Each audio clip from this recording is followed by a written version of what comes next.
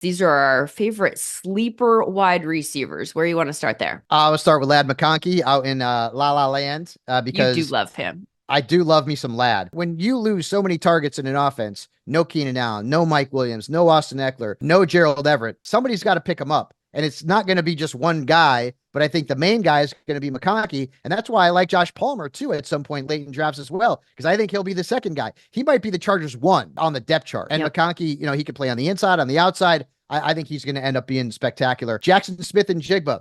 Last year wasn't great, but he's behind DK and Tyler Lockett. You could say, well, Fabs, that's the case this year too. Better offense now, more explosive Way. offense is going to throw the Yep. ball way more. And I think he's Mhm. going to be the second best Seahawks wide receiver from a fantasy perspective behind DK, because I don't think you're supplanting DK, but I think you can supplant Lockett, who's, not getting any younger. Jameson Williams. Remember, Jameson Williams, when he came out of college, if he didn't get hurt, he would have been a first round pick.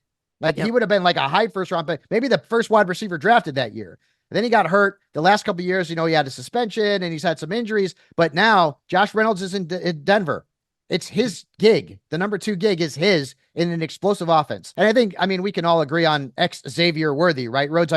Especially with Hollywood Brown Yes. out, Xavier Worthy is a big time sleeper. And I would argue that no player's value has risen, maybe at wide receiver during the preseason Oh, more than Worthy. you did not go into the same range of draft picks as I did because all of these names are guys that you're going to get in like 8, 9. They're going to go before the 10th round, probably. Also, I've totally changed my mind about Dontavian Wicks. Just kidding. You guys all know that he's my favorite sleeper. This is I've talked a lot about him, so I'll spare you that analysis again and just give you the name round 12 ADP.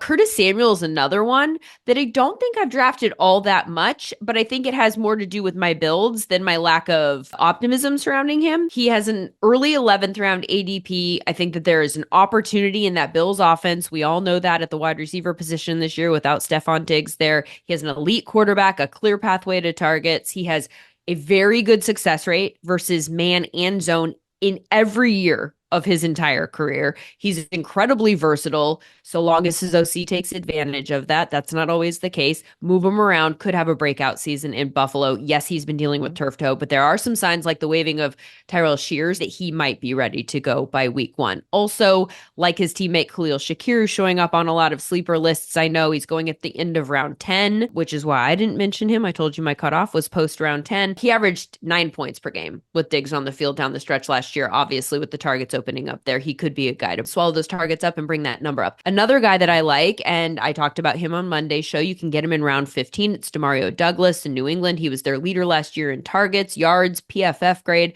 That offense was a shit show. So if this one is functional, he could return a lot of value for you. Another name, and this is the one I know you're not going to like me mentioning, you're going to go, he's not a sleeper. We know about him, and that's Mike Williams. Now with the Jets. The reason I wanted to point out this name is because I think he is a value, and I'm clicking his name a lot in drafts. He's going in the 12th round, and I think people are sleeping on him, Fab. So he fits my description of sleeper. You can get him and his high end but inconsistent production very late in drafts. Yes, he's always hurt, but when he's not hurt, he can put up some big numbers for you. And when he is hurt, then you know to put him on your bench. He's not in your lineup hurting you. If you're concerned about Garrett Wilson, because obviously he's not the number 1 in this offense, well, he's been in offense with Keenan Allen, who's a pretty darn good wide receiver as well. And he has still produced in that offense, in that environment, again, in the 12th round, especially if you're behind on wide receiver.